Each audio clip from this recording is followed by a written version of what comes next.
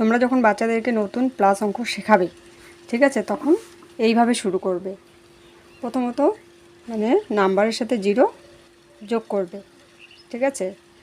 মনে করো এখানে 1 আছে, 1 + 0 কী হয়? 0 মানে তো কিছু না, তাহলে 0-এর সাথে 1 কি কখনো যোগ হয়?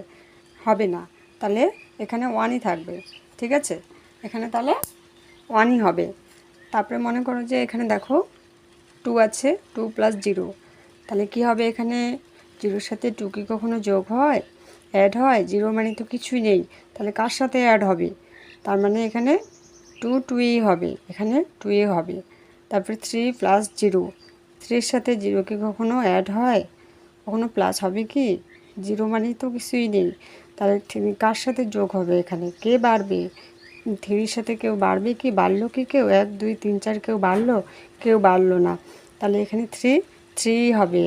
এভাবে বাচ্চাদেরকে বুঝিয়ে বলতে হবে। তারপরে এখানে 4-এর সাথে 0 যোগ করলে কত হবে? 0 মানে তো শূন্য, খালি, কিছু নাই, তাহলে এখানে কী হবে? 4 হবে। তাহলে 0-এর সাথে 1 যোগ করলে কি হবে? 9-এর সাথে 0 যোগ করলে কি হবে?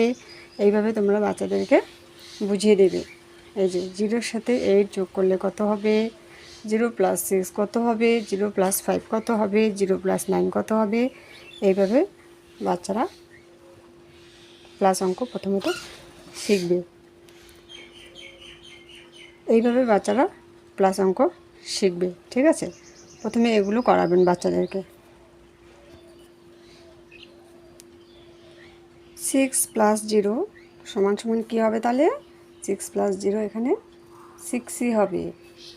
3 + 0 কী হবে? এখানে 3 হবে, কারণ 0-এর সাথে আবার কি যোগ হবে? 0 মানে তো কিছুই নেই, সেজন্য 3 থাকলো। তাহলে 0 + 2 কত হবে? এখানে 2ই হবে।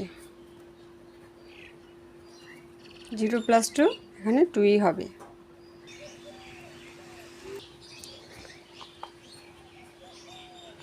তাহলে এখানে 1 + 0 কী হবে?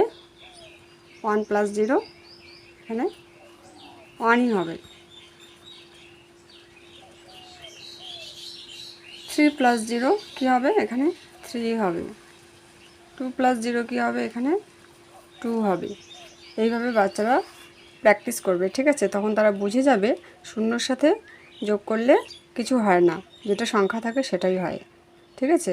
কোনো সংখ্যার সাথে শূন্য যোগ করলে বেড়ে যায় না, কোনো সংখ্যার সাথে বা কোনো নাম্বারের সাথে 0 যোগ করলে বেড়ে যায় না, সেই নাম্বারটা যেটা আছে সেটাই থেকে যায়, কারণ 0 মানে তো কিছু না, ঠিক আছে। তারপরে বাচ্চাদেরকে তোমরা এইভাবে যোগ অঙ্ক শেখাও, ঠিক আছে। এদিকে 1 + 1, 2 + 1, 3 + 1, 4 + 1, 5 + 1, 6 + 1, 7 + 1, 8 + 1, 9 + 1, এইভাবে মনে করো বাচ্চারা শিখে গেল। তারপরে এইভাবে শেখাবে। এদিকে দেখো 1 2 3 4 5 6 7 8 এইভাবে সিরিয়ালি দিবে এদিকে, আর এদিকে কী দিবে? 2 2 2 2 2। এর আগে 1 1 1 শিখলো, এরপরে 2 2 2 শিখবে। তারপরে দেখো এখানে দেখো 1 + 2, 2 + 2, এগুলো বাচ্চারা যোগ করবে। 3 + 2, 4 + 2, 5 + 2, 6 + 2, 7 + 2, 8 + 2, বা এখানে দিতে পারো 9 + 2, 11 + 2, 12 + 2, ঠিক আছে। এইভাবে যত পারো ওয়ার্কশিট বানিয়ে দিবে, একটা প্র্যাকটিস সেট বানিয়ে দিবে, তাহলে বাচ্চারা তাড়াতাড়ি শিখবে। এইভাবে একটা প্রসেস আছে তো সব কিছু শেখার, এইভাবে শিখলে বাচ্চাদের প্লাস অঙ্ক শেখার যে ধারণাটা ক্লিয়ার হবে। তারপরে মনে করো তোমরা এইভাবে দিলে, উপর নিচ দিলে 2 + 6, 7 + 3, 3 + 4, 8 + 2, ঠিক আছে, 3 + 5, 4 + 4। তারপরে এইভাবে উপর নিচ তোমরা যোগ অঙ্ক দিবে বাচ্চাদেরকে, এখানে একটু এলোমেলোভাবে দিবে উপর নিচ দিলে। তারপরে মনে করো পাশাপাশি এইভাবে যোগ অঙ্ক দিলে বাচ্চারা যত প্র্যাকটিস করবে তত তাড়াতাড়ি শিখতে পারবে, ঠিক আছে। মূল কথা হলো প্র্যাকটিস। আর তোমরা যাই করাও না কেন ইংলিশটার সাথে সাথে বাংলাটাও বাচ্চাদেরকে শেখাবে, তাহলে একবারই দুটো শিখে গেলে ঝামেলা শেষ।